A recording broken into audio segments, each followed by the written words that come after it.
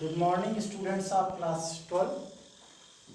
बेटा, हम आपको आज जीव विज्ञान से पहले पाठ के रूप में आनुवंशिकता एवं विभिन्नताएं नामक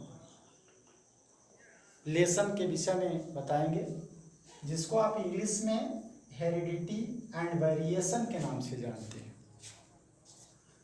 बेटा, यहाँ पे सबसे पहले आपको आनुवंशिकता और विभिन्नता के ही विषय में बता दिया जाए कि आप हेरिडिटी किसे कहते हैं।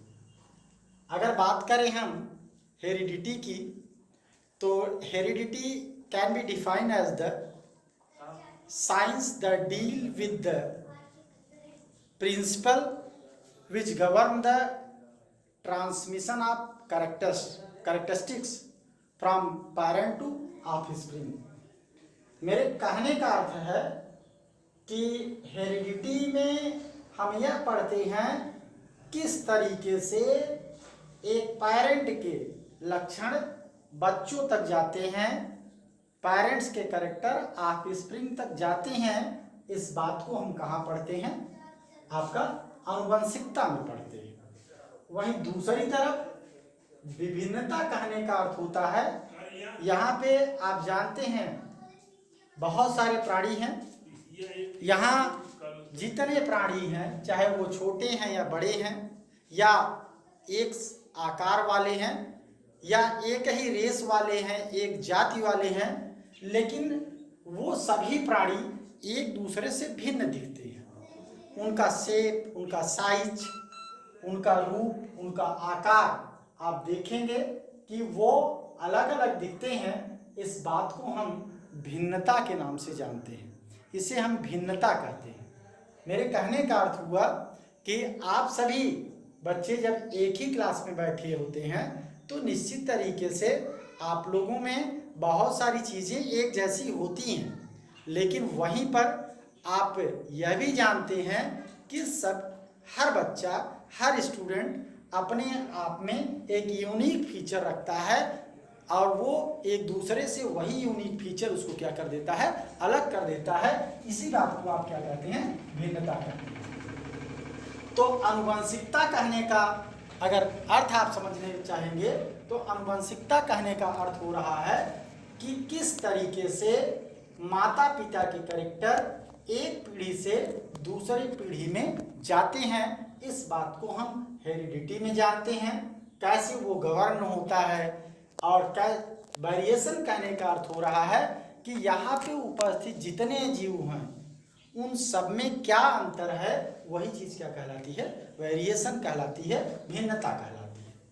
हम आपको बताना चाहेंगे कि सन 1905 में, अर्थात 1905 में आनुवांशिकी शब्द का प्रयोग सर्वप्रथम किया गया।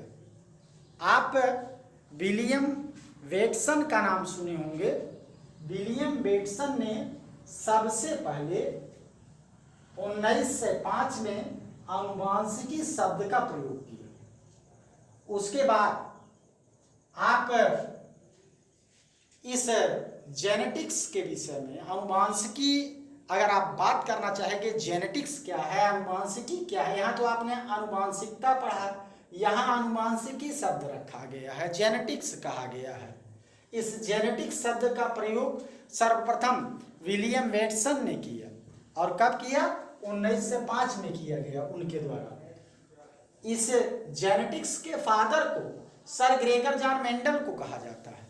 अगर बात करें ये आनुवांशिकी है क्या, तो हम अगर इंग्लिश में डिफाइन करने चाहें इस आनुवांशिकी को, तो आप कहेंगे genetic can be defined as the branch of science that deal with heredity and variation. अर्थात जेनेटिक विज्ञान की वह शाखा है जिसमें हम हेरिडिटी और वेरिएशन को डील करते हैं या पढ़ते हैं। इस तरीके से इस जेनेटिक्स के फादर जो हैं वो ग्रेगर जॉन मेंडल जी हैं।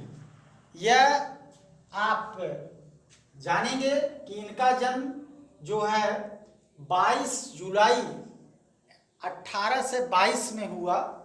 यह ऑस्ट्रिया के एक ब्रून नामक शहर में पैदा हुए और इस तरीके से इन्होंने अपना जो प्रयोग किया वो मटर के पौधे पर किया। मटर, ये आप जिस मटर की फली को खाते हैं, जिसे आप इंग्लिश में पी बोलते हैं, ऐसे उसको पाइसम सटाइवम कहा जाता है। इसको बॉटनिकल नेम जो होता है पाइसम सटाइवम कहलाता है। इस मटर के पौधे पर उन्होंने सबसे पहले ग्रेगर जॉन मेंडल ने अपने प्रयोगों को प्रारंभ किया, या उन्होंने इस पर अपने प्रयोग को किया। उन्होंने अपना प्रयोग जो प्रारंभ किया वो 1857 में प्रारंभ किया। मटर के पौधों पर उन्होंने अपना यह प्रयोग 1857 में प्रारंभ किया और इस तरीके से सर्वप्रथम जेनेटिक्स पर प्रयोग करने के कारण इनको जेनेटिक्स का फादर कहा गया। इन्होंने अपने इस बात को 1865 में ब्रून की नेचुरल हिस्ट्री सोसाइटी की पत्रिका में प्रकाशित किया। आप एक बार फिर से यही मार्क करेंगे बात को कि 1865 में इन्होंने ब्रून की नेचुरल हिस्ट्री सोसाइटी की पत्रिका में इस बात को प्रकाशित कराया।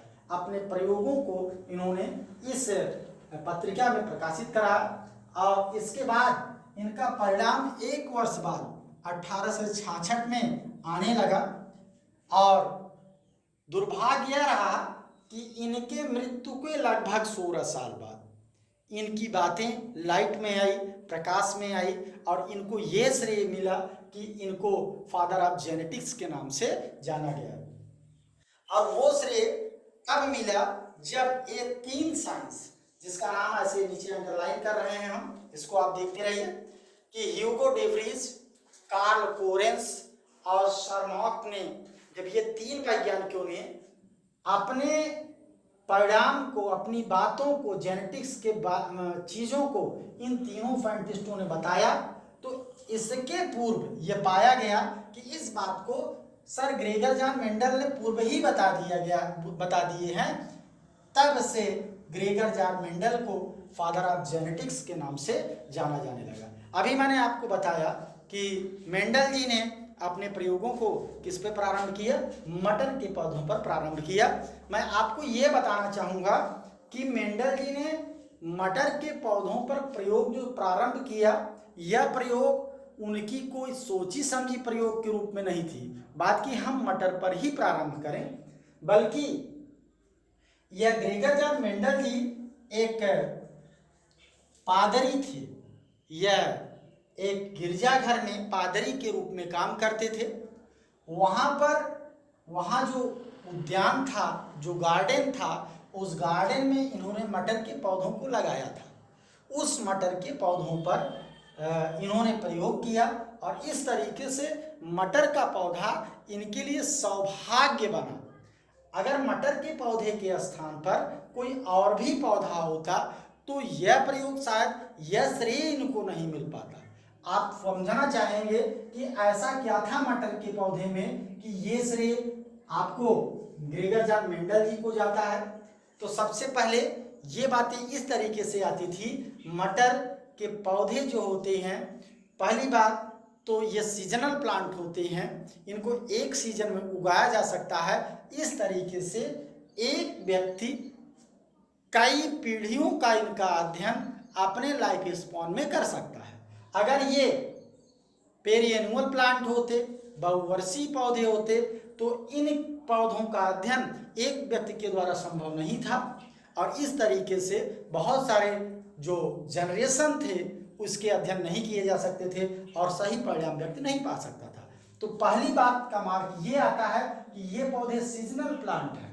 इस तरीके से दूसरी बात, इनके फूल के रंग, इनके आकार, ये इनका फूल का रंग जो होता है वो अलग अलग होता है, इनका आकार छोटा और बड़ा होता है, इनके फली का रंग भी अलग अलग होता है। इसके साथ साथ इनके जो सीड्स हैं उनके रंग और उनके आकार भी अलग अलग होते हैं। इस तरीके से बहुत सारे ऐसे अंतर हैं जो कि बहुत सारी ऐसी चीजें बन रही हैं इनके अंतर के रूप में, जो कि जेनेटिक्स में अध्ययन करने में सुगमता प्रदान करती है। इस तरीके से सर्वप्रथम मटर के पौधे जो इन्होंने अपने उद्यान में उगा के रखे थे, इस पर प्रयोग करना इनके लिए एक सौभाग्य का विषय बना।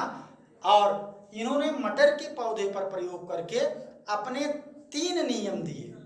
वह 3 नियम आपके मेंडल्स लॉ के नाम से जाने जाते हैं।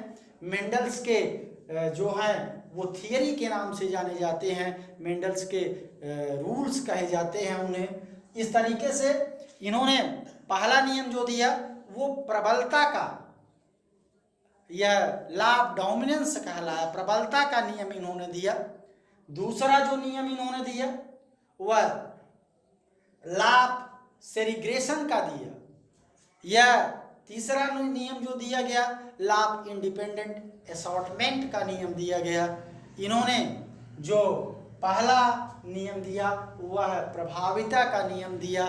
प्रभाविता कहने का अर्थ होता है किसी एक लक्षण के ऊपर किसी दूसरे लक्षण का प्रभावित होना, अर्थात एक लक्षण के ऊपर दूसरे लक्षण का दिखना, उस लक्षण को दबा देना, उसके स्थान पर अपने आप को एक्सप्रेस करना।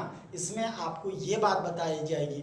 दूसरा नियम आपका लॉ ऑफ सेरिग्रेशन बताया गया, पृथक्करण का नियम बताया जा रहा है, जिसमें आप देखेंगे कि दूसरे जब आप प्रथम पीढ़ी के बाद दूसरे पीढ़ी में इसमें क्रॉस कराते हैं, सेल्फ क्रॉस कराते हैं, तो सारी चीज़ें पृथक हो जाती हैं। और तीसरा नियम इनका स्वतंत्र अपव्यूहन का नियम कहलाता है, लॉ ऑफ इंडिपेंडेंट असॉर्टमेंट के नियम से जाना जाता है, जिसमें आप देखेंगे कि इनके जब संतानों के मध्य क्रॉस कराया जाता है तो वो सारी संतानें अलग अलग लक्षण लेकर के स्वतंत्र रूप से पैदा होती हैं। इस तरीके से ये लॉ ऑफ इंडिपेंडेंट असॉर्टमेंट के या स्वतंत्र अपव्यूहन के नियम से जाने जाते हैं।